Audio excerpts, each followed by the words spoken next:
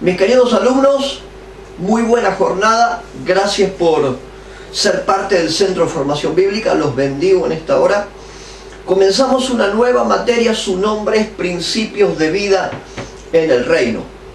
Yo quiero hablarte sobre los fundamentos del reino de Dios. En el reino de Dios uno no vive como quiere. En el reino de Dios uno tiene que vivir como debe ser vivido.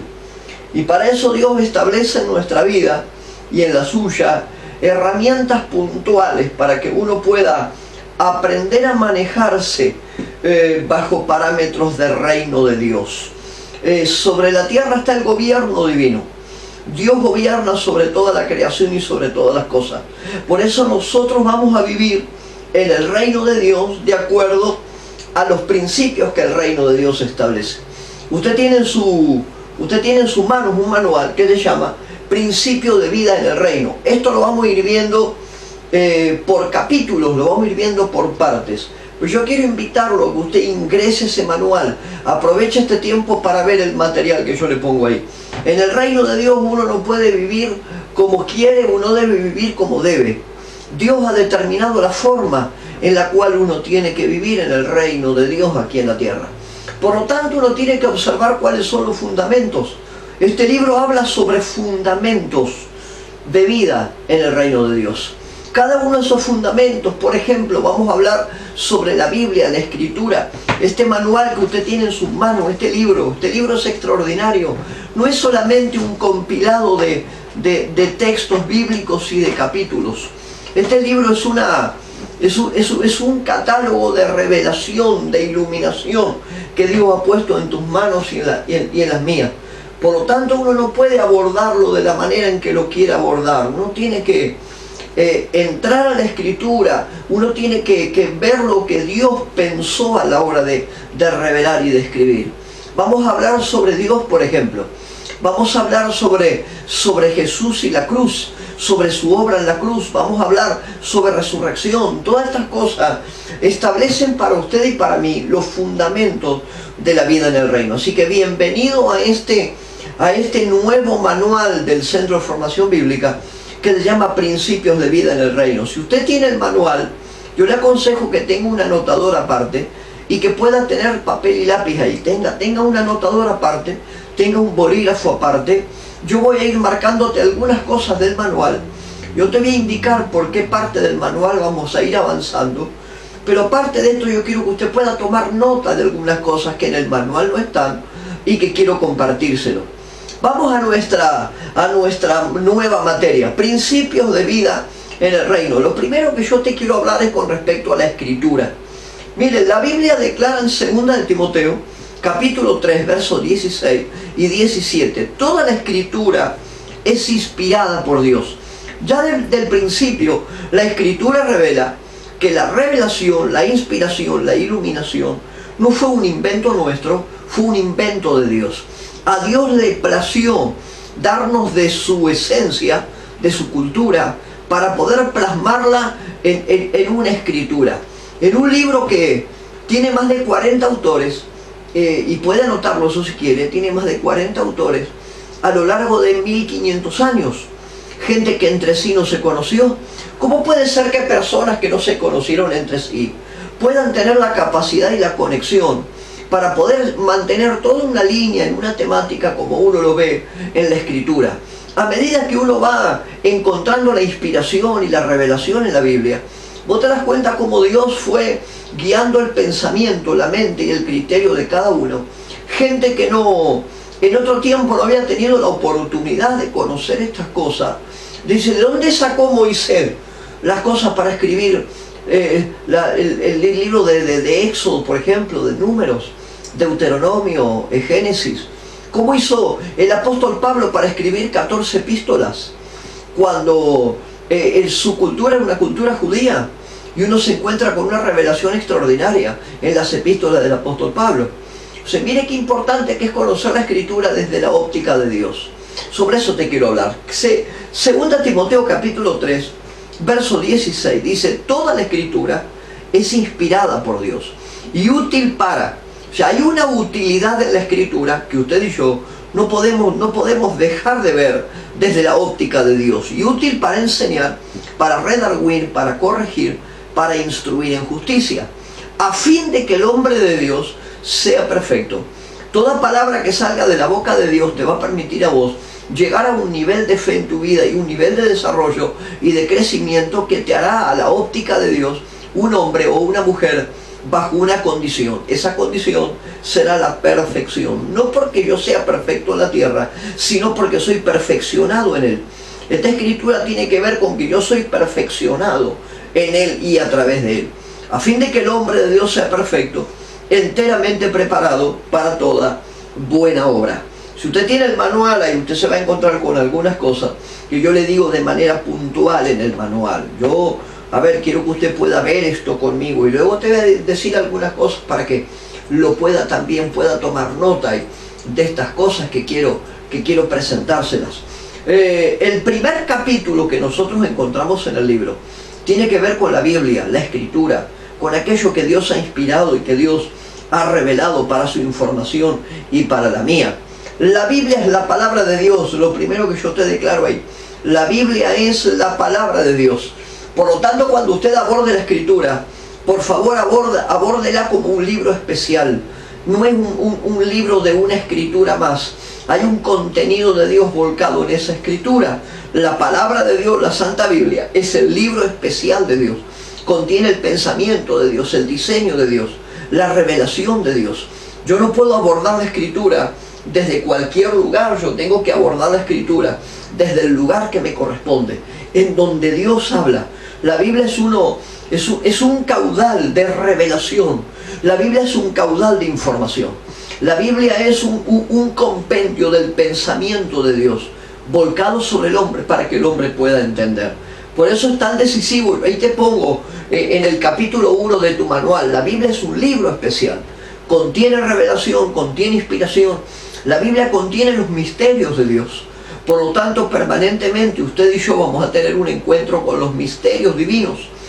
Permanentemente Dios, por medio de su Espíritu, va a traer revelación a aquellas cosas que usted en tiempo y forma necesita ir conociendo de la Escritura. Por cierto, es un libro especial de Dios. La Biblia uno tiene que estudiarla. Yo te pongo ahí en el libro, estudie la Biblia. Estudiar la Biblia es la aventura de fe más grande que una persona puede tener, porque te mantiene conectado con el pensamiento de Dios, te mantiene conectado con lo que Dios tuvo en mente a la hora de escribir por medio de cada autor lo que la Biblia detalla. Usted fíjese que la Biblia, por ejemplo, tiene la promesa más grande del mundo en todos los tiempos. Juan capítulo 3, verso 16, es una promesa, es una revelación, es una acción puntual que surge del corazón de Dios. Juan 3:16 dice: porque de tal manera amó Dios al mundo, que ha dado a su Hijo unigénito, para que todo aquel que en Él cree no se pierda, mas tenga vida eterna. Usted seguramente lo conoce ese texto, pero ¿sabe qué? Ese texto carga los diseños de Dios. Ese texto carga la expresión de amor más grande. Ese texto carga la visión, el pensamiento pleno de Dios, volcado en un texto, que es Juan 3:16. La promesa más grande. La Biblia contiene la promesa más grande. La Biblia contiene el propósito divino. Mire lo que yo les leí hace un rato, 2 de Timoteo 3, 16 y 17. Toda la Escritura es inspirada por Dios y útil, y empieza a hablar ahí para corregir, para instruir, para redarguir. La Escritura es útil para que el hombre sea hecho perfecto. Por lo tanto, la Escritura tiene un propósito. Poder llegar a la Escritura, la palabra de Dios, a vos te revela que la Escritura tiene un propósito. La Escritura produce vida. No es la lectura de la palabra, es la palabra en sí volcada sobre tu vida. Cuando uno lee los textos bíblicos, uno está teniendo un encuentro directo con la palabra misma de Dios sobre tu vida. No es el texto, no es la letra muerta, es la misma vida de Dios transcripta a través de la palabra sobre tu vida. Por eso es tan importante llegar a la Escritura. La Biblia es la palabra de Dios. La Biblia produce un propósito en tu vida. La palabra tiene la capacidad de generar vida en nosotros, produce vida. Mis palabras son espíritu y son vida, dijo el Señor en el Evangelio de Juan. Mis palabras son espíritu y son vida. Por lo tanto, hay un caudal creativo en la Biblia. Cuando usted lee la palabra, cuando usted suelta la palabra, hay algo que se forja, hay algo que se establece, hay algo que se transcribe para usted. La palabra no nos cuenta acerca de la vida de Dios. La palabra es la misma vida de Dios, volcada sobre tu vida, transcripta, instalada literalmente en uno. La palabra cobra una vida puntual en nosotros cuando uno se anima a ver la Escritura desde el lugar en que la tiene que ver. Por eso siempre la Biblia nos recuerda a nosotros que la Biblia es como el agua. La Biblia es como el agua. La Biblia tiene la capacidad de limpiar. El agua limpia, el agua regenera. La Biblia lo declara allí en Juan capítulo 15, verso 3. Jesús está hablándole a los discípulos y Él le dice, ustedes estáis limpios ya por la palabra. Quiere decir que hay un efecto de la palabra en tu vida que es muy puntual. Alléguese a la Escritura con toda libertad. Usted se va a encontrar un caudal de diseño, de pensamiento, la misma cultura de Dios volcada en la Escritura, para que le alcance a usted y también me alcance a mí. La palabra de Dios termina siendo plantada en nuestro corazón, y cuando una palabra cobra vida en tu vida y en la mía, y sígame por favor, punto G en la página 2 de su manual, cuando la palabra cobra vida en nosotros, tiene la capacidad de ser luz para nosotros. Lo que antes no veíamos, ahora vemos. Ahí es donde opera el discernimiento, ahí es donde opera la iluminación. Puede anotar eso si quiere. Ahí es donde opera el discernimiento, ahí es donde opera la iluminación, ahí es donde opera la revelación. Dice, ¿por qué, pastor? Por una sola cuestión. La palabra misma de Dios sobre nuestra vida es luz para todo lo que uno tiene que hacer. Yo le pongo en su manual. Usted tiene 2 de Pedro capítulo 1, verso 19. Tenemos también la palabra profética más segura. Está hablando el apóstol Pedro y él dice esto. Tenemos también la palabra profética más segura, a la cual hacéis bien en estar atentos, como a una antorcha que alumbra en un lugar oscuro, hasta que el día esclarezca y el lucero de la mañana salga en vuestros corazones. 2 de Pedro es eso, capítulo 1, verso 19. La Escritura tiene el poder de traer iluminación sobre toda oscuridad. Una palabra revelada de Dios sobre tu vida cobra vida y te ilumina el camino por donde uno tiene que andar. Mire qué aventura extraordinaria que es poder llegarnos a la Escritura y a la palabra de Dios. Una palabra que te da vida, una palabra que es luz, una palabra que cuando uno tiene un encuentro real con la Escritura, usted descubre que la Escritura es un alimento. Mateo capítulo 4:4 dice, escrito está, no solo de pan vivirá el hombre, sino de toda palabra que viene de la boca de Dios. Así que anímese a tener en este tiempo un encuentro con la Escritura. La Biblia es palabra revelada de Dios. La Biblia es luz para nuestra vida. La Biblia es puntualmente una herramienta que va a provocar un alimento y lo va a saciar a usted. Ahí yo no lo puse en el libro, pero el salmista declaraba de aquellos que tienen hambre y sed de justicia, de aquellos que dicen, mi alma clama, tiene sed de ti, tiene hambre de ti. En el libro de los Salmos uno encuentra esas cosas. Dios siempre va a satisfacer el corazón de alguien que tiene hambre por Él. Que Dios te encuentre con hambre y con sed de Dios. Dios siempre va a suplir el corazón de alguien que tiene hambre y sed de relacionarse con Él. La palabra de Dios es alimento espiritual. Por lo tanto, si es alimento, produce crecimiento en tu vida. Y si es un alimento que produce crecimiento, por lo tanto, la Biblia es como una semilla. Lucas capítulo 8, verso 14, Jesús le narra a los discípulos la parábola del sembrador. ¿Se acuerdan la parábola del sembrador, verdad? Qué palabra extraordinaria, una palabra en la cual Dios se mueve con libertad a través del Señor. Y dice, el sembrador salió a sembrar. Y de acuerdo al lugar a donde usted siembre y cómo siembre, será el resultado que va a tener. La palabra es una semilla que bien plantada traerá siembra, traerá siembra. La palabra es una semilla que plantada va a traer siembra sobre tu vida. Empieza a sembrar hoy lo que va a cosechar mañana. El problema de la gente es que quiere cosechar antes de sembrar, y no me voy a meter en ese tema porque me ha generado problema con alguien seguramente. Pero de verdad le digo, la gente quiere cosechar primero y sembrar después. No, siembre primero, porque de acuerdo a su siembra será la cosecha que usted va a recibir. Lucas capítulo 8 del 4 al 15. Usted lo tiene en el libro, después véalo. Lucas capítulo 8 del 4 al 15. La palabra de Dios es una semilla. La palabra de Dios es una espada. La Biblia dice que la palabra de Dios es cortante, como espada de doble filo. Entonces, por lo tanto, ejecute la espada de Dios que es la Escritura. Ejecute la palabra, suelte la palabra, lance la palabra. Créale al Señor y lance la palabra. La palabra de Dios es como una espada. Yo en el libro les pongo Efesios 6:17, Hebreos capítulo 4, verso 12, Lucas capítulo 4, 1 al 14. Miren cuántas ocasiones escrito está, por la palabra tal cosa, por la palabra tal otra. Tenga una aventura de fe con la palabra de Dios. Que la palabra pase para ser usted un instrumento útil en sus manos, donde Dios pueda llevarte de un lugar de conocimiento a un lugar de revelación. ¿Me puede aceptar eso, verdad? De un lugar de conocimiento a un lugar de revelación. ¿Cuántas veces nos ha pasado haber leído una escritura? Usted lee una escritura y la leíste un montón de veces y no terminan de abrirse los ojos con respecto a esa escritura, hasta que en un momento usted la vuelve a leer de nuevo y lo que no entendió antes ahora lo entiende y ahora lo ve y ahora lo recibe y dice, ¿cómo no lo vi antes esto?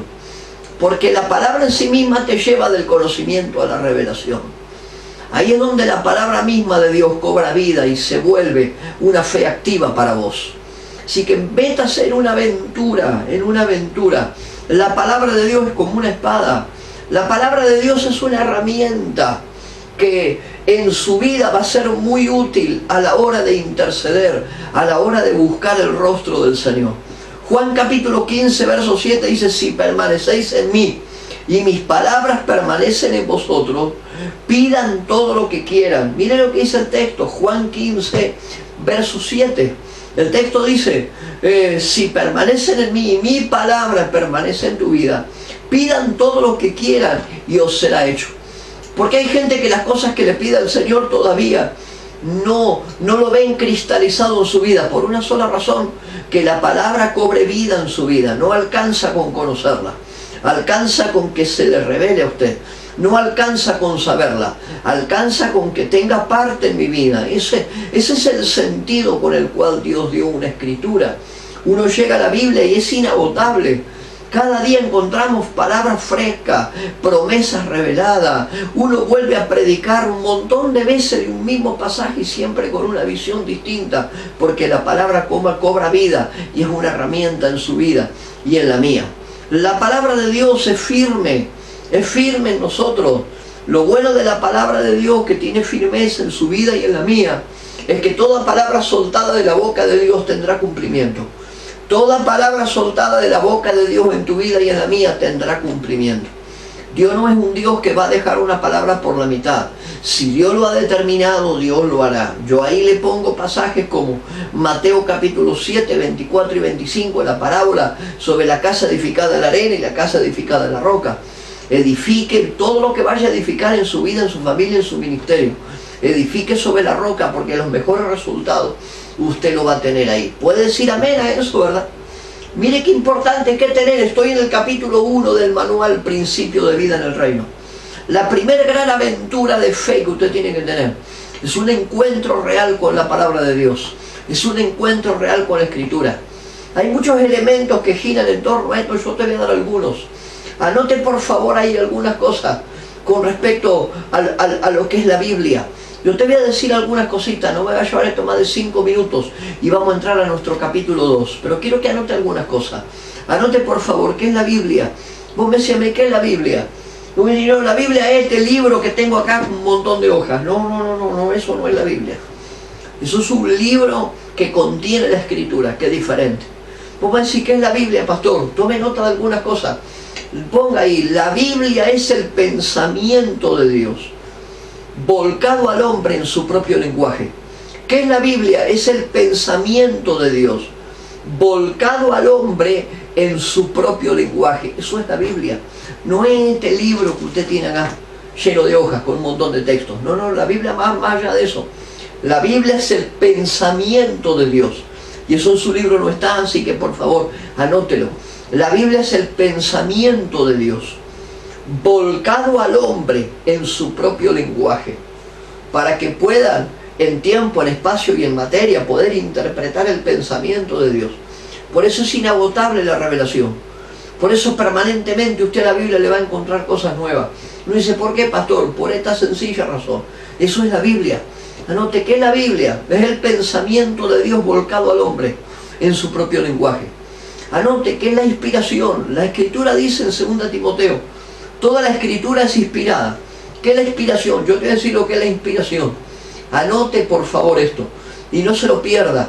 La palabra inspiración tiene que ver con aliento. La palabra inspiración traducida es aliento. Así que anótelo de esta manera. La Biblia contiene el aliento de Dios. Eso es inspiración. La preservación. Y hay gente que está anotando ahí, anote esto. La preservación del pensamiento de Dios es la inspiración. Es el mismo aliento de Dios, revelando, hablando, volcando. La Biblia es la expresión de la inspiración de Dios sobre los hombres que en un lenguaje natural volcaron el pensamiento y lo escribieron. Eso es inspiración. La inspiración tiene que ver con la preservación. La inspiración tiene que ver con la autoridad divina volcada sobre la Escritura. No hay autoridad en el papel mismo, hay autoridad en los contenidos. La palabra inspiración tiene que ver con un pensamiento que se vertió, que se volcó. El Espíritu Santo la inspiró, la preservó, la canonizó, la estableció en la mente de 40 autores a lo largo de 1500 años para que pusieran la expresión del pensamiento de Dios. Entonces ya tiene lo que es Biblia, ya tiene lo que es la inspiración. Anote ahí, ¿sabe lo que es la revelación? Usted me escuchó hace un ratito hablar sobre la revelación. ¿Qué es la revelación? La palabra revelación significa descorrer el velo. Hay un velo que nos era oculto. Hay un velo para nosotros. Mire, tome este ejemplo. Hay un velo que nos era oculto para nosotros. Acá usted no me está viendo la cara ahora. ¿Por qué? Porque hay algo en el medio que está impidiendo que usted me vea la cara. Ahora, cuando este velo que yo tengo aquí adelante, cuando este velo es corrido, usted me vuelve a ver la cara de nuevo. La palabra revelación tiene que ver con descorrer el velo. Lo que antes no se ha visto, lo que antes no se observó, ahora lo observamos y ahora lo vemos. Ahora podemos acceder a eso. Eso es la palabra revelación. Lo que ha estado oculto, ahora es mostrado. Lo que ha estado oculto, ahora es revelado. La palabra revelación tiene que ver con correr el velo, con revelar lo oculto, que se pueda ver, que se pueda llegar, que se pueda acceder a esto. Entonces, Dios es un Dios conocido, Dios es un Dios que se comunica, Dios es un Dios que transmite su pensamiento, y la revelación es el instrumento por el cual la inspiración llega a cobrar vida en la vida de una persona. Lo que antes no veíamos, ahora vemos. Lo que antes no sabíamos, ahora sabemos por medio del Espíritu de Dios en nuestra vida. ¿Me sigue con lo que le estoy diciendo? Le voy a dar una tercera palabra. Te hablé de Biblia, una cuarta palabra. Te hablé de Biblia, te hablé de inspiración, te hablé de revelación. Vamos a la cuarta. Yo quiero que usted, antes de salir del tema de la Biblia, tenga todas estas cosas. Te dije lo que era la Biblia, te dije lo que era la inspiración, te dije lo que era la revelación. Vamos un escalón más arriba, cuarta palabra que yo quiero darte. Anote ahí la palabra iluminación. La iluminación es la herramienta que el hombre dispone por medio de la cual el Espíritu de Dios abre tu vista para que usted tenga visión. No es lo mismo la vista que la visión, son cosas diferentes. La vista tiene que ver con lo natural, la visión tiene que ver con lo espiritual. Cuando tus ojos son abiertos, y anote Efesios capítulo 1 por favor, Efesios capítulo 1 habla sobre alumbrando los ojos de nuestro entendimiento. Ahí está hablando de iluminación, que se pueda iluminar la vista por medio de la visión. La iluminación es el trabajo que el Espíritu Santo hace en la vida de cada persona.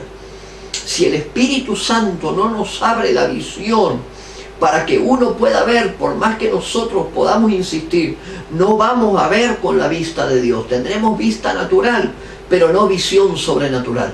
Y lo bueno de la iluminación es que la iluminación trabaja en la visión sobrenatural. no trabaja en la vista, trabaja en la visión. La vista tiene que ver con lo natural, anote eso. La visión tiene que ver con lo sobrenatural.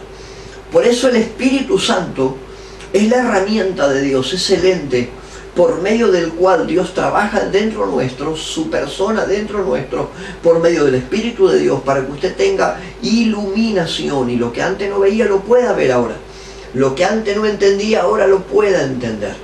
¿Me sigue, verdad, con esto? Biblia, inspiración, revelación, iluminación. Vamos por la quinta palabra, anote esta quinta palabra. Cosmovisión. Esto en el libro no está, así que anótelo. Cosmovisión. La Biblia a vos te brinda algo que se llama cosmovisión. Recuerde esto, la Biblia cuando declara una palabra profética, cuando declara una promesa, cuando suelta un principio, cuando te da una verdad, lo que la Biblia está haciendo es metiéndote en algo que se llama cosmovisión. ¿Qué es la cosmovisión? Anótelo por favor. Es la forma en la cual nosotros vemos a Dios y nos relacionamos con Él y nos relacionamos con su palabra. Eso es la cosmovisión. Es la forma en que yo veo a Dios. Es la forma en que yo llego a la Escritura. Es la forma en la cual se me revelan estas cosas a mí mismo. No lo veía de esa manera y ahora resulta que lo veo con un campo de visión mucho más amplio. Ahora entiendo lo que Dios quería hacer conmigo. ¿Cómo se llama eso? Eso se llama cosmovisión. Y te voy a dar una palabra más. Anote una palabra más. Yo no nos vamos a distraer mucho con esto, porque yo toca avanzar con el manual. Pero anote otra palabra más, por favor. La siguiente palabra que yo quiero que usted anote se llama contextualización. Anote por favor esa palabra, contextualización. Yo necesito que usted pueda anotar ese término, contextualización. Es la sexta palabra que te doy en esta tarde, contextualización. ¿Qué es la contextualización? No se lo voy a revelar de alguna manera sencilla para que usted lo pueda entender sin mayores problemas. Anote por favor, ¿qué es la contextualización? Es el proceso de transportar la Escritura desde sus días a nuestros días. Te lo voy a decir de nuevo, es el proceso de transportar la Escritura, de transportar el mensaje desde sus días hasta nuestros días. Eso se le llama aplicación. Ahí es donde uno toma la Escritura. Pero en aquel tiempo andaban los carros de Faraón, andaban en carro, nosotros andamos en auto hoy. Bueno, usted tome el ejemplo y lo contextualiza, lo trae a su realidad. Eso es la palabra contextualización. Es el proceso de transportar un mensaje, una escritura, una palabra, un contenido hacia nuestros días. Nosotros necesitamos aprender a contextualizar. Para que toda palabra profética cobre vida, por ejemplo. Para que toda palabra, toda promesa soltada sobre usted la pueda ver cumplida en su vida. A ver, si me voy a poner técnico un poquito, déjeme que me ponga técnico un poco. La contextualización es el diálogo entre la frontera contextual y la historia. Es la frontera entre lo histórico, el contexto cuando se escribió, cómo era la cosa, y nuestra realidad. Esa frontera, eso es la contextualización. Así que Dios pueda verlo a usted con hambre, con sed, de poder recibir más de Dios. Que Dios lo vea a usted a través de su palabra y a través de la Escritura, revelándose por medio de sueños, de visiones, de palabras proféticas. Que usted pueda volver a tener un encuentro con la Escritura y cobre vida para usted. Ese es mi primer capítulo en el libro, ese es mi primer escenario. El primer fundamento que uno tiene que poner sobre nuestra relación con Dios. Amíguese con la Escritura, amíguese con estudiar la palabra, amíguese con meterse dentro del texto bíblico. Y va a ver cómo se le van a activar estas herramientas que le acabo de nombrar. La inspiración, la revelación, la iluminación vendrán sobre usted para mostrarle las cosas que en otro momento y de otra forma jamás se le hubieran mostrado. Amén a eso. Ese es mi primer capítulo en el libro. Ahora quiero llevarlo al segundo capítulo. En la página 2 de su manual, al final, usted tiene el capítulo 2. Yo ahí te voy a hablar de Dios. Ahora, yo no voy a leer todo esto, te voy a marcar algunas cosas. Yo no te voy a leer todo esto, porque usted lo tiene en el manual, pero sí quiero que pueda notar algunas cosas con respecto a Dios. Dios es demasiado grande, mis hermanos. Dios es demasiado grande para poder explicarlo de una cierta manera. ¿Cómo puede una persona entender a Dios en toda su plenitud y en todo lo completo que para Él es? ¿Cómo puede una persona entender todo eso? Dios es un ser, Dios es una esencia. Yo te escribo ahí, que no tiene principio y no tiene fin. ¿Cómo puedo yo entender aquello que no tiene principio y que no tiene fin? ¿Cómo hago para poder dar una explicación racional, natural, sobre un ser que no tiene principio y no tiene fin? No se puede. Dios es demasiado grande para poder comprenderlo en toda su plenitud. Y los que tienen el manual, muévase rápido a la página número 3 de su manual. Yo ahí te pongo, ¿quién es Dios? Dios es Dios por sobre todas las cosas. Dios es Dios por sobre todas las cosas. Dios es creador. Yo te enumero una serie de cosas ahí, que usted la tiene en su manual, y esto cobra una vida extraordinaria. ¿Quién es Dios? Dios es Dios sobre todas las cosas. Dios es el creador de los cielos y la tierra.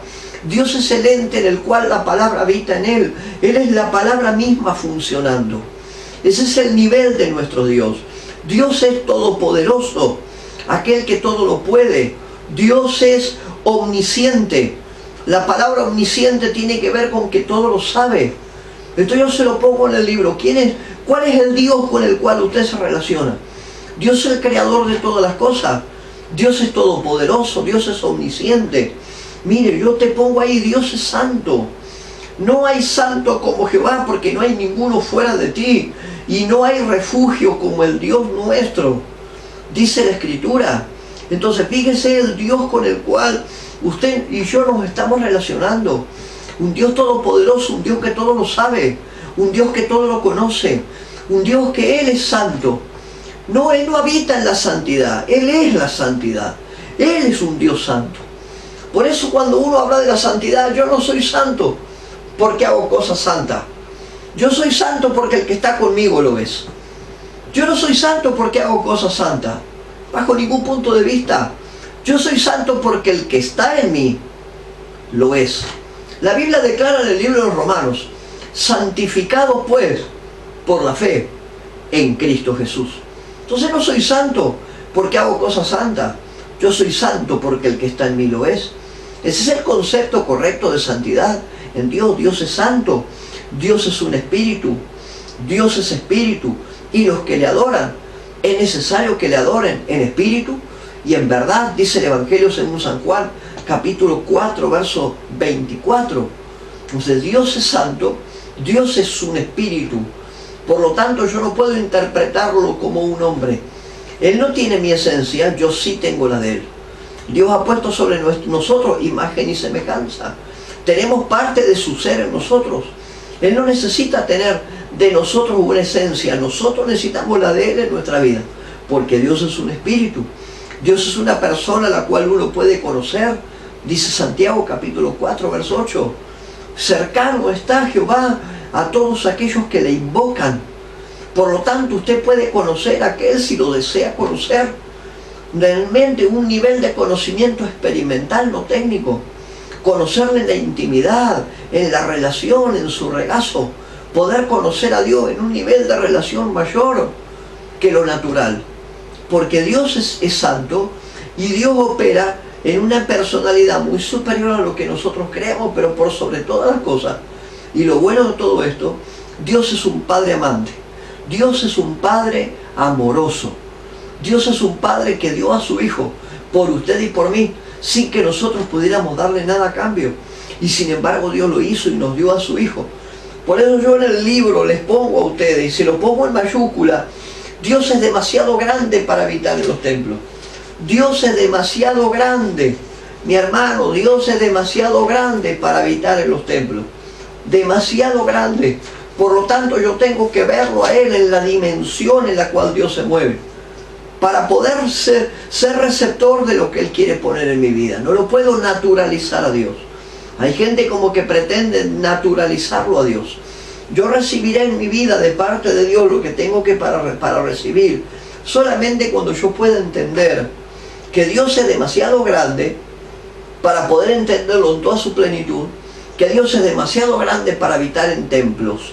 A veces uno dice, no, el templo es el lugar del encuentro con Dios. A ver, el templo es el lugar donde nosotros vamos a alabar al Señor, vamos a adorar al Señor, vamos a relacionarnos con nuestros hermanos en la fe, vamos a ser alimentados, a ser formados, vamos a ofrendar, a diezmar, vamos a compartir con nuestros hermanos en la fe. Pero Dios es mucho más grande que encerrarlo entre cuatro paredes. No puedo albergar a Dios en un templo. Dice el profeta Ezequiel, eso en el libro no está, dice el profeta Ezequiel que cuando la nube, la Shekinah de Dios, la nube de su presencia entró al templo, los sacerdotes tuvieron que salir, porque no podían estar ellos ahí, bajo la presencia de semejante autoridad y presencia divina en su medio. Si no podemos nosotros encerrar a Dios en un templo, Dios es demasiado grande para habitar en templos. ¿Me está siguiendo en esto, verdad?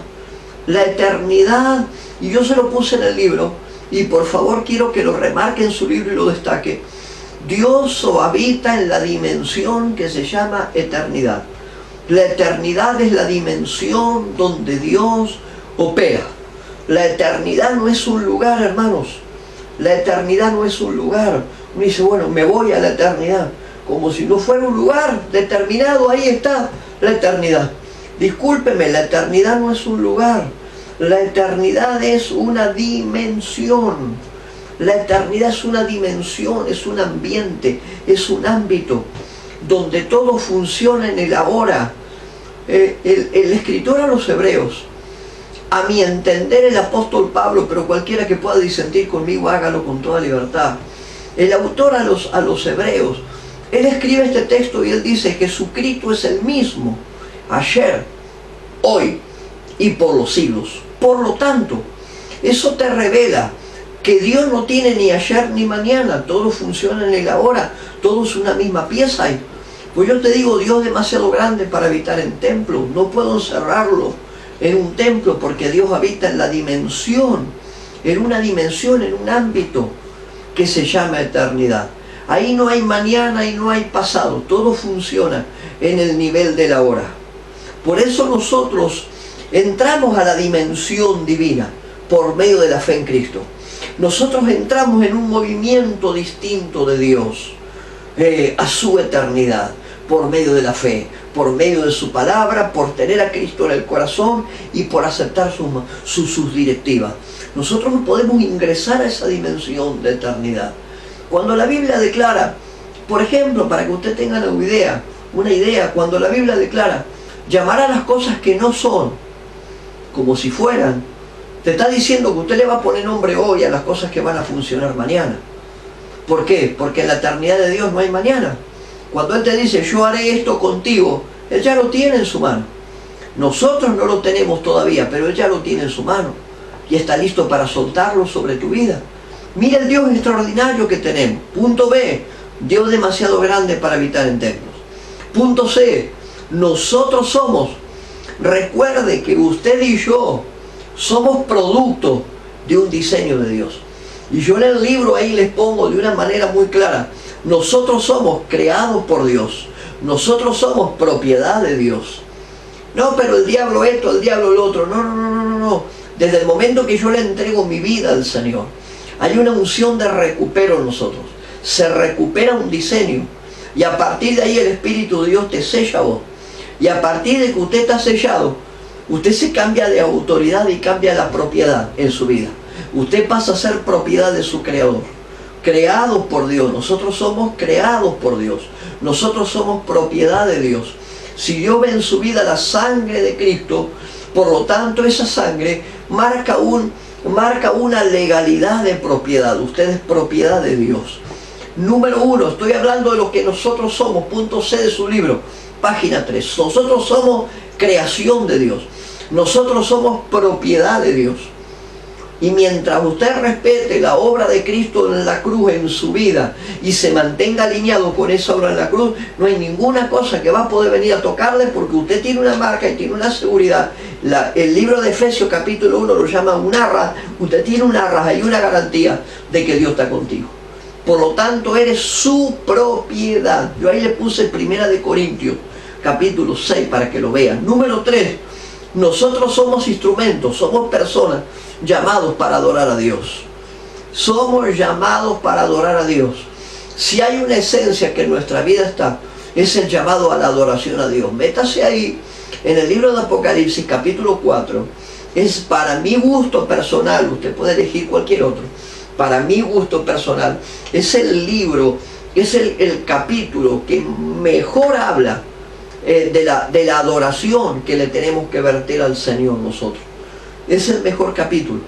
Por lo tanto, recuerda estas 3 cosas: somos creados por Dios, somos propiedad de Dios y estamos formados para adorar a Dios y ser instrumentos para adoración.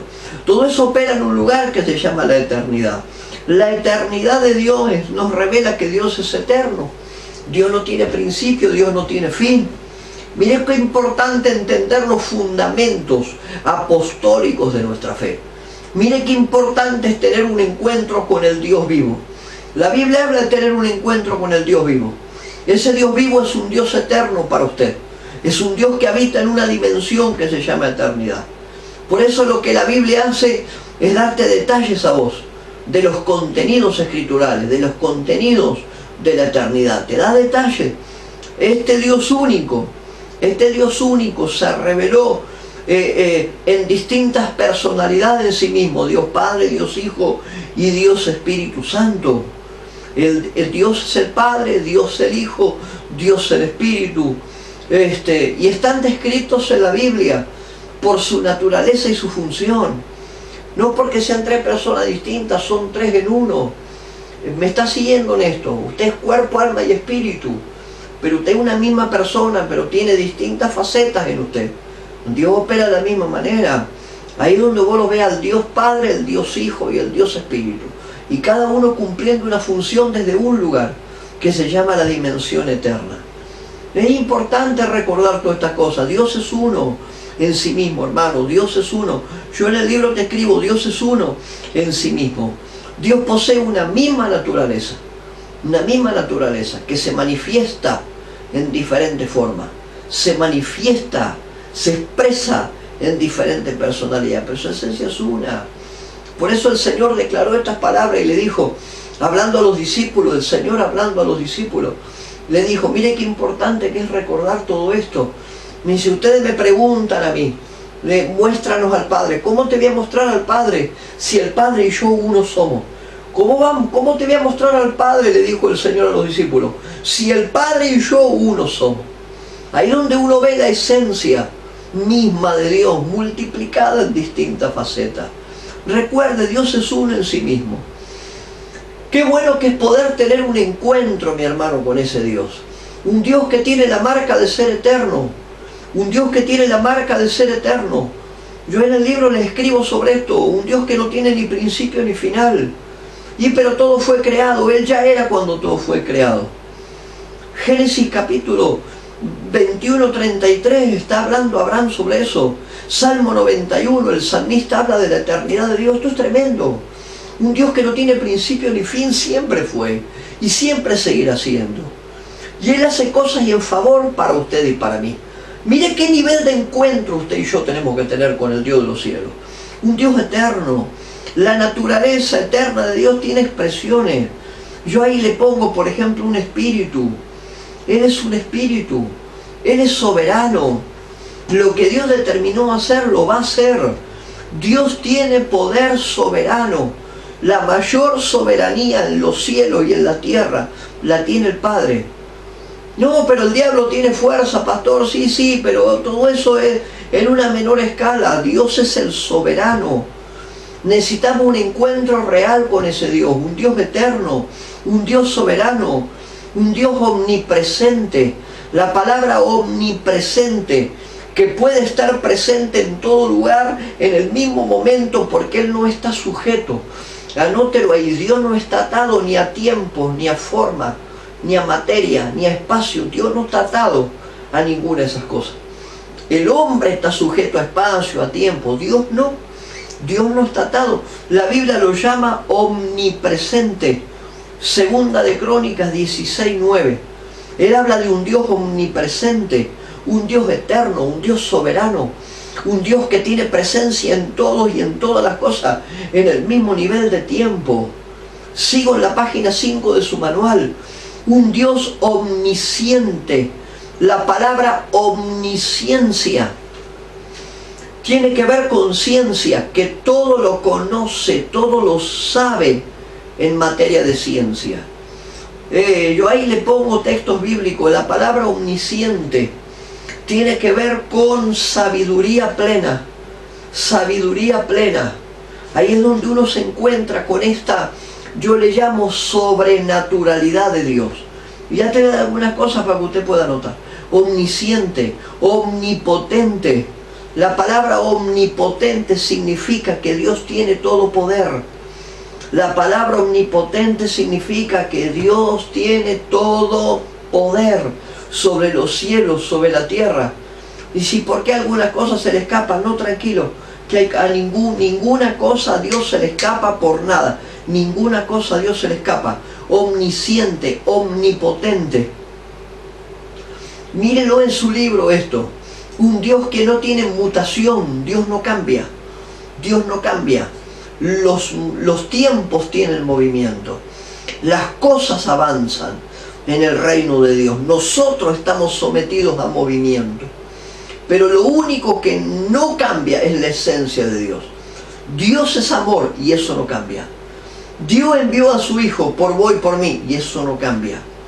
Dios ha dado un plan, un diseño sobre la tierra y lo cumplirá. Eso no cambia. Porque Dios no tiene cambio, Dios no tiene mutación. Todo el resto de las cosas mutan y cambian. Dios no tiene punto de mutación. Malaquías capítulo 3, verso 6 dice, porque yo Jehová no cambio.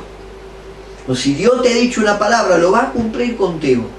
Mire, un Dios omnisciente, un Dios omnipotente, un Dios que no tiene cambio, un Dios santo, santo, un Dios justo. Yo te estoy enumerando lo que te escribí en el libro. Un Dios justo, un Dios benevolente, un Dios misericordioso, un Dios que opera en niveles de gracia. Uy, menos mal que nos alcanzó la gracia.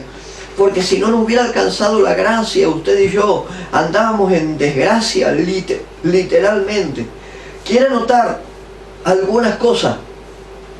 Qué bueno que es poder hablar. Estoy en el capítulo 2 de nuestro manual de principios de vida en el reino de Dios. Ya en un ratito lo dejo libre y terminamos esta primer presentación. Escuche lo que le voy a decir. Qué bueno que es poder ver a un Dios sobrenatural. Un Dios omnipotente, omnisciente, que no cambia, un Dios eterno, un Dios santo, un Dios justo, un Dios que cumple su palabra. Eso no es natural, eso es sobrenatural. Ahí es donde yo le llamo a esto la sobrenaturalidad de Dios. Y le quiero dar alguna cosa para que usted anote. Anote por ahí, Dios no necesita de mí, yo necesito de Él. Es como que uno cree que Dios necesita de uno para ciertas cosas. No, Dios eligió tu vida y eligió la mía para que nosotros seamos instrumentos en las manos de Él. Dios no necesita de mí, yo necesito de Él, que es totalmente diferente. Uy, está conmigo en eso, ¿verdad? Ahí es donde uno se encuentra con un Dios soberano. Ahí es donde vos ves la soberanía de Dios. Dios no necesita de mí. Todo lo que Él hace por mí lo hace por amor, no por necesidad. Y sin embargo yo sí necesito de Él.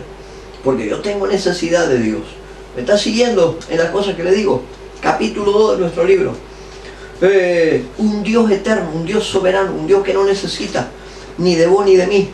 Pero nosotros necesitamos de Él. Todo lo que lo hace por amor.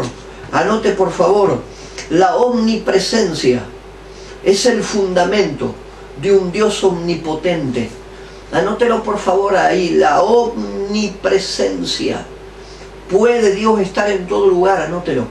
La omnipresencia es el fundamento de la omnipotencia. Porque Dios tiene presencia en todo lugar, puede ejercer su autoridad. Uy, eso es fuerte, hermano. Eso es fuerte, mi hermano, de verdad. La omnipresencia es el fundamento de la omnipotencia. ¿Por qué Dios es omnipotente? Porque Él puede ejercer su poder en todos lados. Porque primero estuvo en todo lugar. Y porque primero estuvo en todo lugar puede ejercer su autoridad. Uy, anote un texto ahí. Apocalipsis 19:6. ¿Le está gustando esto, verdad? Ponga por favor ahí, ponga esto. A ver cómo se lo digo. Mi fe es el acceso a la omnipotencia. Por favor, anote eso. Mi fe, tu fe, mi fe es el acceso a la omnipotencia de Dios. La omnipotencia es una herramienta que está por encima del tiempo, del espacio y la materia. Anóteselo también si quiere. La omnipotencia es una herramienta que está por encima del espacio, del tiempo y de la materia. Por eso Dios puede operar en todo lugar.